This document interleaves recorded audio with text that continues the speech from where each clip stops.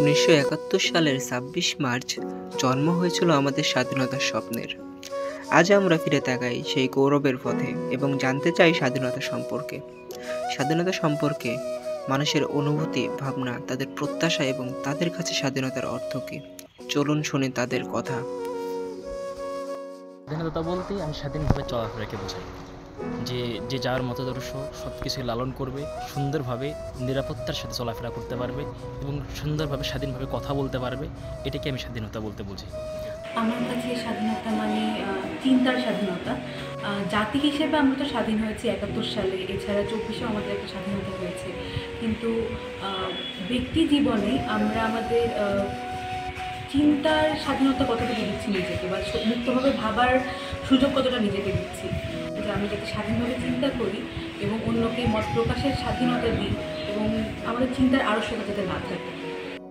স্বাধীনতা হলোই মত প্রকাশের সুযোগ, সত্যকে সত্য বলা, মিথ্যাকে মিথ্যা বলা।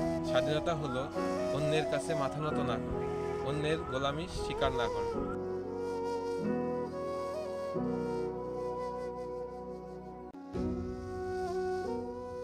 স্বাধীনতা বলতে আমি যা মনে করি যে নিজের ইচ্ছা, চিন্তা, চেতনা, মত প্রকাশ এবং সিদ্ধান্ত নেওয়ার অধিকার, যা বাহ্যিক থেকে বাধা বা নিয়ন্ত্রণ থাকবে না।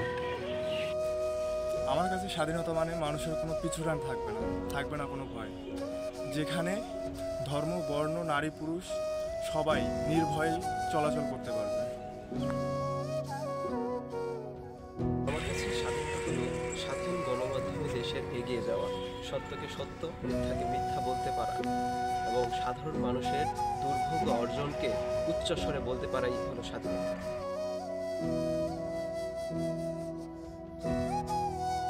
আমার কাছে স্বাধীনতা মানে মত প্রকাশের স্বাধীনতা, দ্বিমত প্রকাশের স্বাধীনতা, যেখানে একজন নাগরিক তার ভোটাধিকার প্রয়োগ করতে পারবে, তার নিজ ধর্ম পালন করতে পারবে, আমাদের দেশে কোনো সাম্প্রদায়িকতা থাকবে না। আমরা 2024 সালে আবার নতুন করে দ্বিতীয় স্বাধীনতা অর্জন করেছি।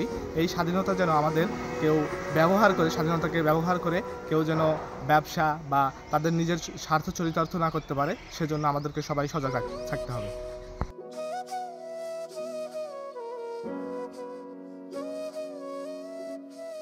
স্বাধীনতা বলতে আমরা যেটা জানি যে আমাদের সাথে কোনো বৈষম্য হবে না, আমরা যেন আমাদের কথাগুলো উচ্চ কণ্ঠে বলতে পারি, আমরা যেন আমাদের স্বাধীন চেতা মনোভাব নিয়ে চলতে পারি, আমরা যেন বৈষম্যমুক্ত সমাজ গড়তে পারি এবং আমাদের সাথে যদি কোনো বৈষম্য হয়ে থাকে এগুলো আমরা রুখে দিতে পারি।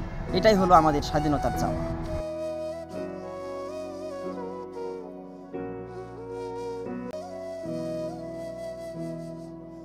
স্বাধীনতায় আমাদের প্রত্যাশা হলো যে উদ্দেশ্যে আমাদের ভাইয়েরা শহীদ হয়েছে, সাম্য ইনসাফ ভিত্তিক সমাজ বিনির্মাণের জন্য, সেটা যেন আমরা অর্জন করতে পারি, সেই দিকে যেন আমরা কাজ করতে পারি।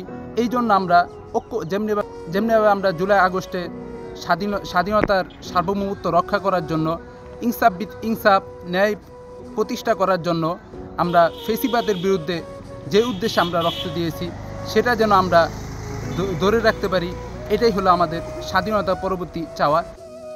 স্বাধীনতা শুধু একটি শব্দ নয়, এটি আমাদের অহংকার, আমাদের দায়িত্ব। ২৬ মার্চ আমাদের মনে করিয়ে দেয় স্বাধীনতার মর্যাদা রক্ষা করতে হবে আমাদেরই। আসুন ঐক্যবদ্ধ হয়ে গড়ি একটি সমৃদ্ধ স্বপ্নের বাংলাদেশ।